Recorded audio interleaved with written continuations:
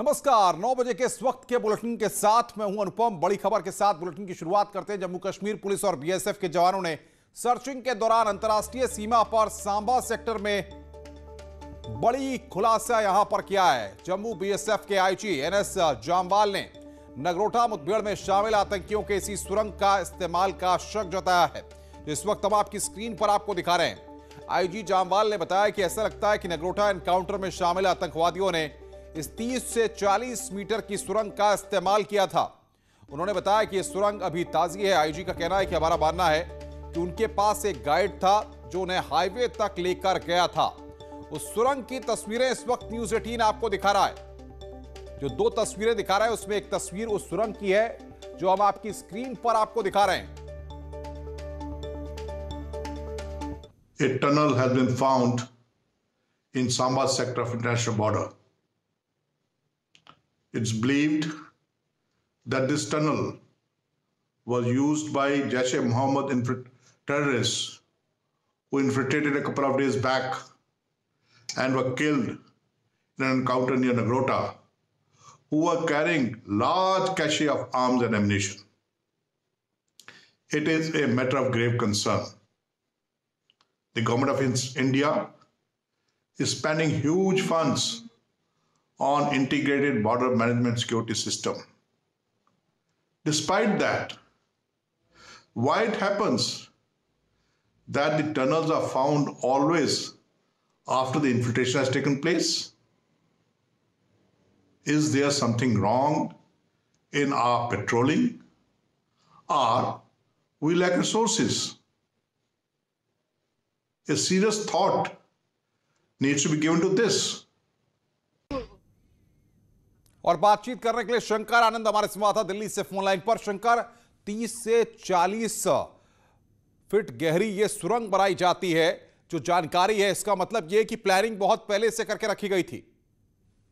निश्चित तौर पर अनुपम, जिस तरह से बीएसएफ और जम्मू कश्मीर पुलिस की ज्वाइंट ऑपरेशन में इस टनल के बारे में बताया गया और इस सुरंग के से जो जानकारी मिली उसके बाद जिस तरह से ऑपरेशन को करते हुए उसके बाद इस मामले पे विस्तार से अब खंगाला जा रहा है कि किस तरह से पाकिस्तान की सीमा के अंदर से ये बनाया गया सुरंग भारतीय सीमा के अंतर्गत निकाला गया।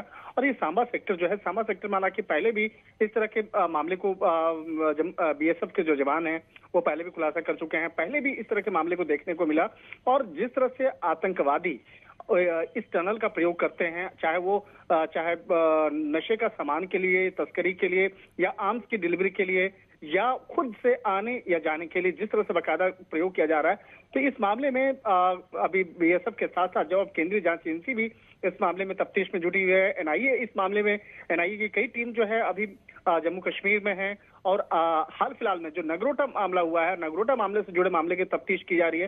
तो कहा जा सकता है कि आने वाले वक्त में कई कुछ और भी बड़े खुलासे हो सकते हैं। हालांकि इस मामले को लेकर, नगरोटा मामले को लेकर वहां पर जो जांच एजेंसियों को काफी महत्वपूर्ण जानकारी मिली है। जल्द ही एनआईए भी इस मामले में आगे। बिल्कुल शंकर, आप नजर बना के रखिए, आगे भी हम आपसे अपडेट लेते रहेंगे। शंकर आनंद हमारे संवाददाता इस वक्त की बड़ी खबर पर हमें अपडेट दे रहे थे। सांबा सेक्टर में 40 मीटर लंबी सुरंग खोदी गई है।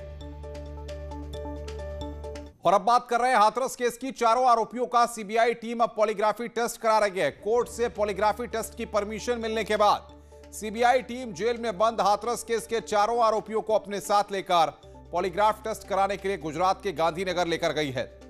अलीगढ़ के जेल अधीक्षक आलोक कुमार ने सीबीआई टीम द्वारा चारों आरोपियों को पॉलीग्राफ टेस्ट के लिए गुजरात के गांधीनगर ले जाने की पुष्टि की है।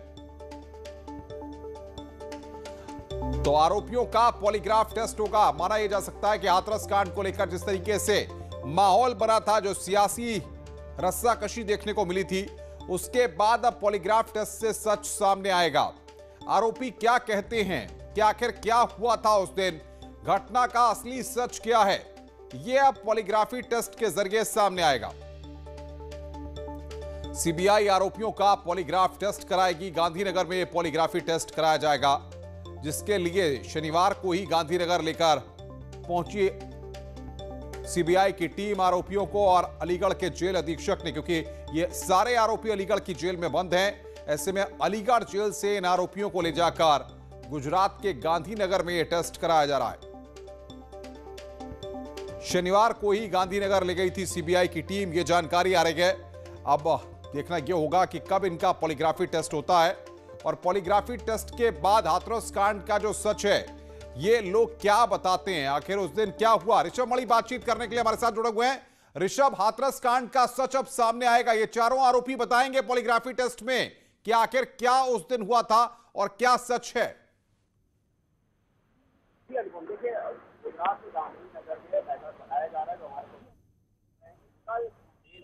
ऐसा बताया जा रहा है, जो हमारे सोर्सेस कंफर्म कर रहे हैं कि कल इन आरोपियों के पॉलीग्राफ टेस्ट और ब्रेन मैपिंग टेस्ट की शुरुआत की जा सकती है। अब वहां पे जाके इनको एक परमिशन लेनी है, तो शायद पहले संदीप का और उसके बाद लवकुश का वहां पर पॉलीग्राफ और ब्रेन मैपिंग टेस्ट होगा। तो जैसे ही उन टेस्ट हो जाते हैं, उनकी रिपोर्ट आ जाती है, तो शायद सीबीआई इस पूरे मामले को एक लॉजिकल एंड तक पहुंचा सकेगी। इसी के साथ साथ 25 नवंबर को हाईकोर्ट के लखनऊ बेंच में भी इस मामले में सुनवाई होनी है। सीबीआई को वहां पर स्टेटस रिपोर्ट दाखिल करनी है, तो उसमें भी सीबीआई कुछ अगर तब तक रिपोर्ट आ जाती है तो सीबीआई हाईकोर्ट को ये बता सकेगी कि आखिरकार उनकी जांच कहां तक पहुंची है और वो कब तक इस पूरे मामले को लॉजिकल एंड तक पहुंचा सकते हैं।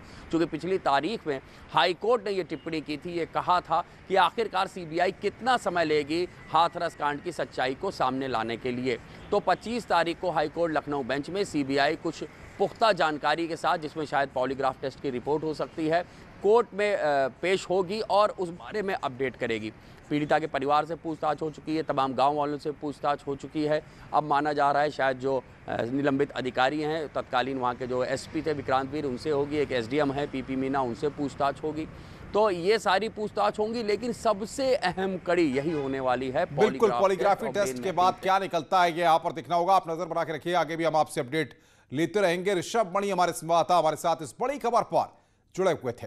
प्रधानमंत्री मोदी ने वीडियो कॉन्फ्रेंसिंग के जरिए सोनभद्र मिर्जापुर के लिए 5,555 करोड़ की 23 पेयजल परियोजनाओं का शिलान्यास किया। इस दौरान पीएम मोदी ने कहा कि मिर्जापुर सोनभद्र आजादी के बाद से दशकों तक उपेक्षा का शिकार रहे हैं, लेकिन हमारी सरकार इस क्षेत्र को मुख्यधारा में ला रही है। इस पेयजल परियोजना से लाखों लोगों को नल से साफ पानी मिलेगा और साफ पानी से कुपोषण पर अंकुश लगेगा। हर घर जल पहुंचाने के अभियान को अब करीब करीब 1 साल से भी ऊपर समय हो गया है। इस दौरान देश में 2 करोड़ 60 लाख से ज्यादा परिवारों को उनके घरों में नल से शुद्ध पीने का पानी पहुंचाने का इंतजाम हो चुका है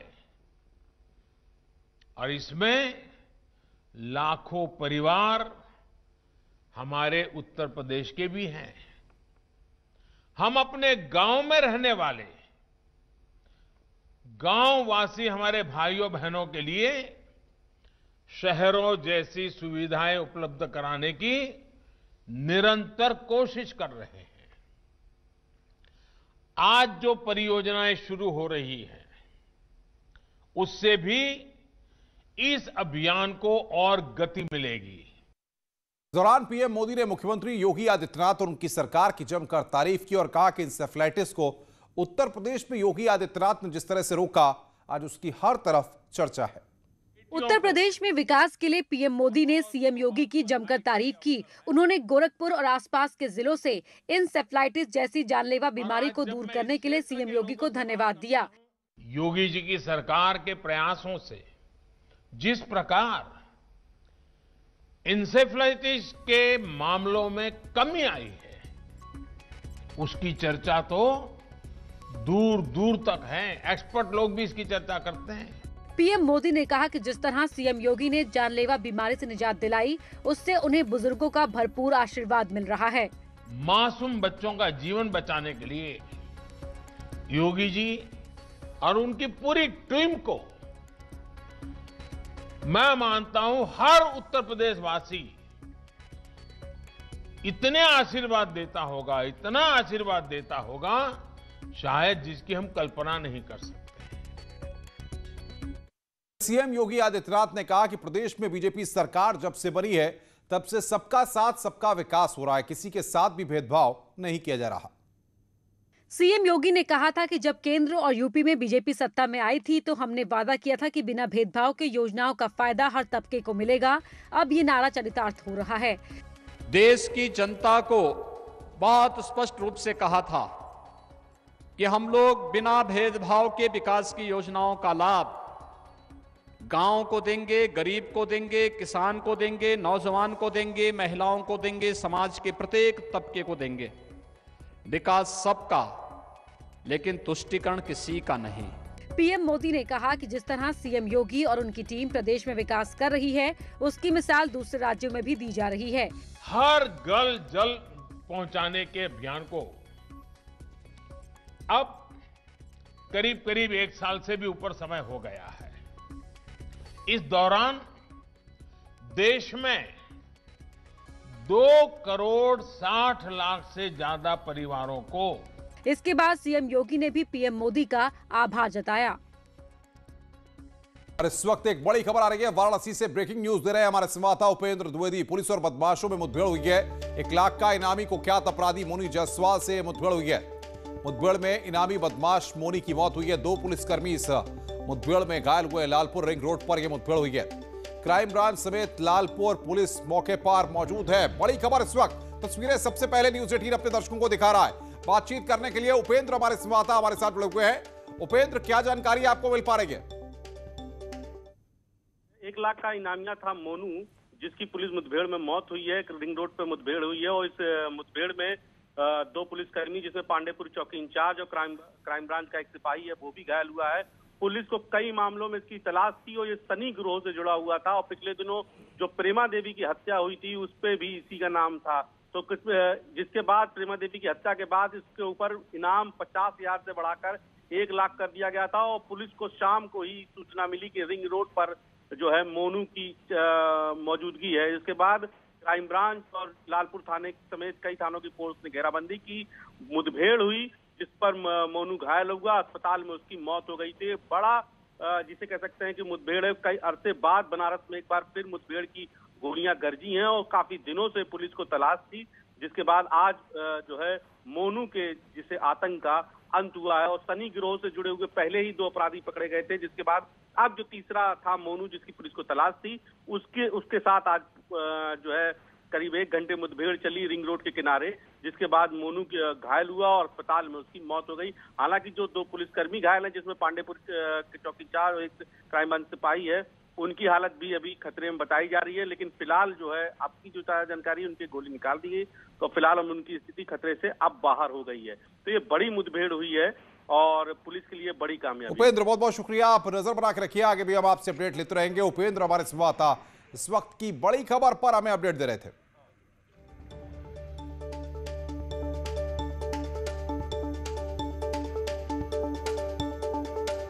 और एक बार फिर बात करते हैं प्रधानमंत्री नरेंद्र मोदी की। प्रधानमंत्री नरेंद्र मोदी ने एक बार फिर कोरोना को लेकर के चिंता जताई है।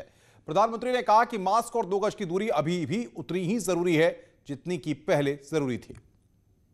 कि कोरोना संक्रमण का खतरा अभी भी बना हुआ है। 2 गज की दूरी, मास्क और साबुन से साफ सफाई के नियम किसी भी हालत में भूलने नहीं हैं। जरा सी ढिलाई खुद को, परिवार को, गांव को संकट में डाल सकती है। प्रयागराज में आज आरएसएस की बैठक के पहले दिन आपको बता दें कि यह बैठक कल भी होगी, ये जानकारी आ रही है। और सरसंघ चालक डॉक्टर मोहन भागवत, सर कार्यवाह सुरेश भैया जी जोशी समेत प्रमुख पदाधिकारी आज बैठक में मौजूद रहे हैं। वहीं सीएम योगी बैठक खत्म होने के बाद पहुंचे। सीएम योगी आदित्यनाथ ने आरएसएस के पदाधिकारियों से मुलाकात की। सरसंघ चालक मोहन भागवत और सर सह कार्यवाह भैया जी जोशी से मुख्यमंत्री योगी आदित्यनाथ ने अलग से मुलाकात की। आज पहले दिन के 5 सत्रों में कई ज्वलंत मुद्दों पर मंथन हुआ है। राम मंदिर की दिव्यता और भव्यता को लेकर जनजागरण, लव जिहाद, पर्यावरण संरक्षण, आत्मनिर्भर भारत के लिए गांव के विकास, गौ संरक्षण, धर्मांतरण पर अंकुश, धर्म जागरण, स्वदेशी और कुटुंब प्रबोधन पर चर्चा की गई है। स्वयंसेवक संघ की एक अहम बैठक 2 दिवसीय आज से प्रयागराज के गोहनिया में हुई है। राष्ट्रीय स्वयंसेवक की जो बैठक है, अखिल भारतीय कार्यकारी मंडल की बैठक है, पूर्वी उत्तर प्रदेश क्षेत्र की, और पहले दिन की बैठक संपन्न हो गई।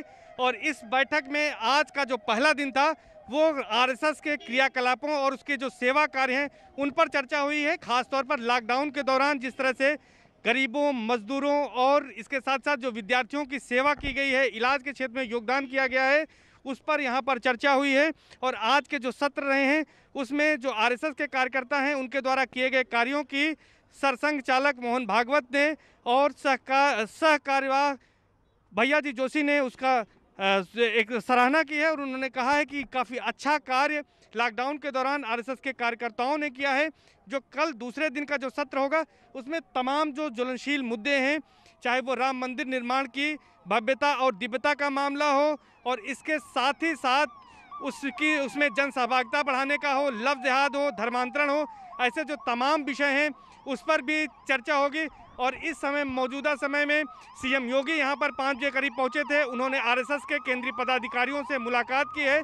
इसके साथ ही साथ अलग से उन्होंने सरसंघ चालक मोहन भागवत और सहकार्यवाह सुरेश भैया जी जोशी से भी मुलाकात की है। और माना यह जा रहा है कि उनसे जो बातचीत हुई है उसको तमाम विषयों को लेकर उनसे बात हुई है। 24 नवंबर को यहाँ पर श्री राम जन्मभूमि तीर्थ क्षेत्र ट्रस्ट के पदाधिकारियों के साथ भी एक अहम बैठक होगी, जिसमें राम मंदिर के निर्माण को लेकर, उसकी दिव्यता और भव्यता को लेकर, उसमें जन सहभागिता बढ़ाने को लेकर तीर्थ क्षेत्र ट्रस्ट के सदस्यों और पदाधिकारियों के साथ बैठक होगी। आरएसएस